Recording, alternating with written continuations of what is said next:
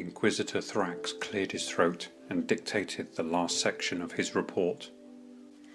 The mutants have been eradicated throughout the chapter. The tainted officers have been slain. The chapter master chose to take his own life rather than face his deserved fate. The creatures he summoned have been banished, or have returned to the warp. From past experience, we know that the link, once broken, must needs be established from our side of the warp gates. That will not happen again in this place. My administration of justice has made sure of that. The unfortunate lapses of the last months have been cleansed. Full casualty reports are attached.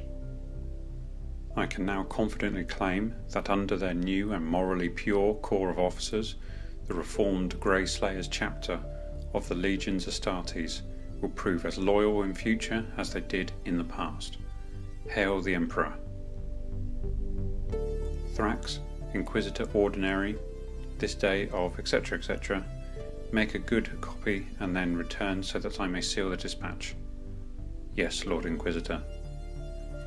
Thrax sat down at the former chapter master's desk. He had a mind to keep it for his own. The workmanship had a certain naive charm. The inlay work was particularly fine for a backward world. Such intricate patterns, such a pleasing arrangement of woods and tech plastics. One could almost believe that it all meant something. His finger idly traced across the surface, following the line of a swirl and a loop. In warp space, something stirred. Its name had almost been used. Soon the word would be used, and the way opened.